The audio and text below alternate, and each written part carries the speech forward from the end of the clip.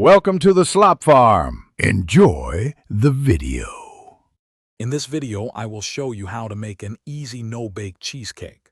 This delightful dessert is perfect for any occasion, offering a creamy texture without the need for baking. We'll cover everything from preparing the simple crust to mixing the luscious filling, ensuring a smooth and delicious result. You'll be amazed at how quickly you can create this impressive treat with just a few steps and minimal effort. Let's get started on this wonderfully simple recipe. First, let's create our simple crust. You'll need about 1 1/2 cups of graham cracker crumbs. You can easily make these by crushing graham crackers in a food processor or a bag with a rolling pin. Then, mix these crumbs thoroughly with 1/4 cup of melted unsalted butter. Once combined, press this mixture firmly and evenly into the bottom of a 9-inch pie plate or springform pan. This creates a perfect, buttery foundation for your creamy filling. Now for the star of the show, the creamy filling.